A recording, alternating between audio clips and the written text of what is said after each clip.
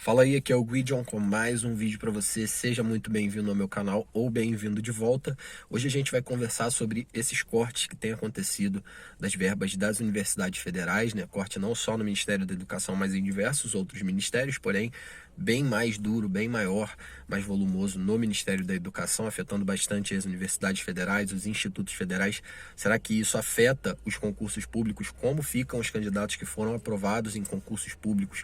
Como ficam os novos editais, né? As universidades podem continuar publicando editais de concursos depois desses cortes? Como que fica a vida dos alunos? Como que fica a vida da gente que trabalha? Como que fica o dia a dia da Universidade Federal com esses cortes, né? Vamos conversar sobre tudo isso. Primeiro, um pouquinho de orçamento público, né? Para você ter uma ideia, o orçamento público funciona da seguinte forma: a gente prevê receitas e fixa despesas. Então, para o ano que vem, o governo vai imaginar que ele vai arrecadar um volume X de impostos. E baseado nisso, ele vai fixar despesas para esse valor.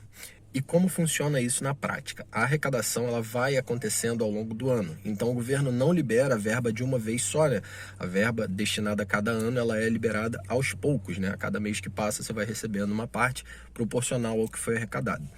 E o governo às vezes, né, por motivos aí de interesse público ou não, ele pega a verba e redireciona, né? Ele tira o dinheiro daqui e joga para lá, mas ele não pode fazer isso com as despesas obrigatórias. Então aqui a gente tem o primeiro ponto mais importante do vídeo, né? Resumindo bastante, a gente tem dois tipos de despesas, né? As despesas discricionárias e as despesas obrigatórias. Salário de servidor, de aposentado, pensionista, é despesa obrigatória. Então esses cortes não afetam o nosso salário. Não posso ter meu salário reduzido, o salário não atrasa por causa disso, não afeta nesse sentido. As despesas discricionárias, por outro lado, e por incrível que pareça e por mais estranho que isso possa soar para quem não entende do assunto, são despesas como conta de água, conta de luz, telefone, contratos de segurança, limpeza, e por isso você está vendo aí reitores de universidade, né, de diversas universidades, indo até a mídia e falando: olha, a universidade pode parar de funcionar no mês tal. Com essa verba que o governo disse que a gente vai receber, não tem como tocar os trabalhos. Isso porque, se você não paga mais luz, não paga água, não paga segurança, não paga limpeza, seu campus não funciona, por mais que seus servidores estejam recebendo salário normal, entendeu? Então, esse é o primeiro ponto-chave para a gente começar a entender as coisas por aqui. Bom, como que funciona esse contingenciamento na nossa vida? No meu serviço eu lido diretamente com isso, eu sinto os efeitos disso a cada ano que passa, porque a gente trabalha com planejamento de compras, né? Como a gente tem a fixação das despesas e a previsão das receitas, né? Ou seja, a receita você não tem certeza que você vai receber, você prevê, você pode arrecadar mais ou menos do que aquilo dali. E as despesas, por outro lado, você não pode gastar mais do que você previu. Então você tem que prever exatamente o que você vai gastar, ou um teto, né, para as suas despesas, e você vai executar aquilo dali. O que acontece quando rola um contingenciamento ou até um corte, né, que é pior do que o contingenciamento, vou até detalhar isso daqui um pouco melhor, é que você não vai receber aquela receita prevista, mas você tem a sua despesa às vezes fixada, às vezes é um contrato, né, de prestação de serviço e tal. Então você vai ter a interrupção desse serviço por falta de pagamento. A gente até estuda lá em licitações e contratos, né, que sempre o interesse público prevalece. Então a administração pública ela tem essa prerrogativa de atrasar durante determinado período sem que a prestação de serviço seja interrompida, entre outras diversas prerrogativas aí. Mas mesmo assim, né, nos últimos tempos o que a gente tem visto as universidades operando aí com a corda no pescoço em relação a diversos contratos, então com o governo contingenciando as receitas, como que vai pagar essas despesas, né? Você já consegue prever que daqui a uns meses você vai ter a interrupção desse serviço, porque a empresa também não vai continuar te prestando o serviço depois de um tempão sem pagar, não é sem limite o negócio, né? E a diferença do contingenciamento para o corte é que o contingenciamento, ele é um bloqueio, né? Você segura aquele dinheiro ali e você promete que vai pagar depois. Como eu falei, eu trabalho com planejamento de compras aqui, é uma das coisas com as quais eu trabalho.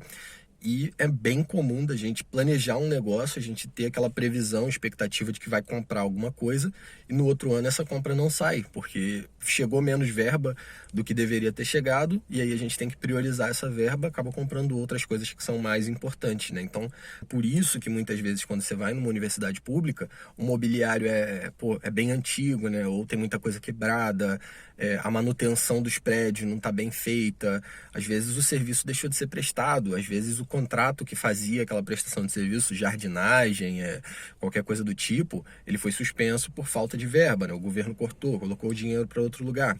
Então é mais ou menos assim que funciona nesse sentido. Os alunos ficam bastante preocupados também, sobretudo os que dependem de bolsa, de algum tipo de auxílio, né? Porque essas verbas são afetadas toda vez que tem corte. E isso é bem complicado, né? Porque impacta diretamente na vida deles. Tem muita gente que, pô, se não for assim, não tem condições de fazer faculdade. Tem muita gente que depende disso para estar na faculdade, para se manter no curso. E aí você tem aumentada a taxa de evasão, né? Você tem ali gente entrando, mas não tem gente saindo, gente se formando, gente chegando de fato lá na ponta no mercado de trabalho. Então é uma realidade bem complicada, né? Afeta em vários aspectos, assim, você vê.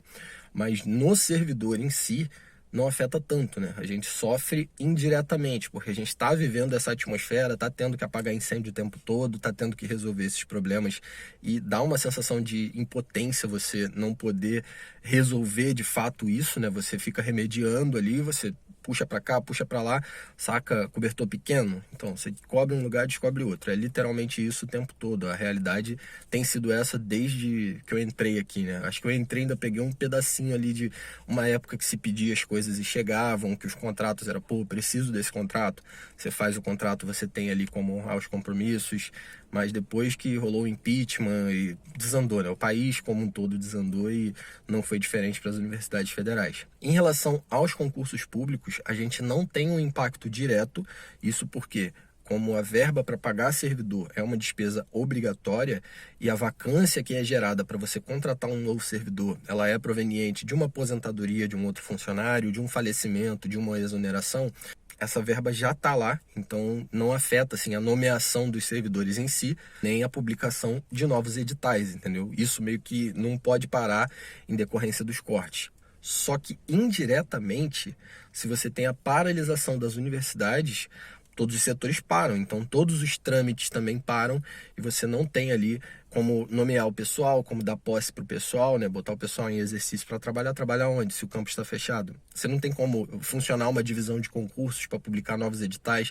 As comissões que são responsáveis pelo estudo de impacto financeiro, dimensionamento de necessidade de pessoal, elas vão parar de trabalhar também, então você não vai ter a publicação de novos concursos.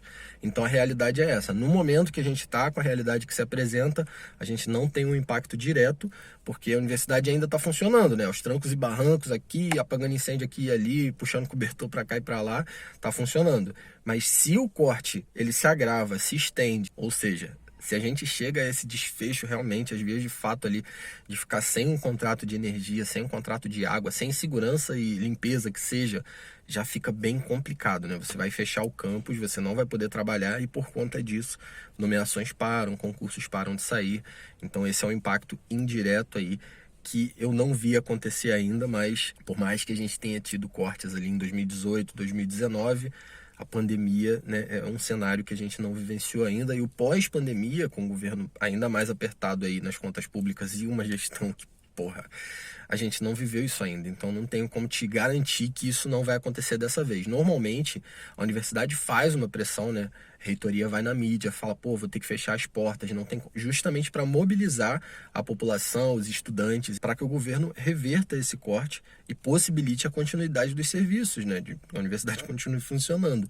Mas, não sei, cara, não consigo falar que não vai acontecer dessa vez porque não aconteceu nas outras, né? A gente está num cenário que a nossa geração não viveu, então não temos como garantir que não vai chegar a esse desfecho pior possível, né? Que seria fechamento das portas, de fato. Pelo contrário, né? Dessa vez eu acho um pouco até provável que em algum lugar no Brasil um campus de universidade feche por interrupção de serviço devido ao corte. Se você tiver alguma outra dúvida ou alguma outra ponderação para fazer sobre esse assunto, pode deixar um comentário aqui embaixo. Por enquanto é isso. Muito obrigado por assistir até aqui. Até a próxima.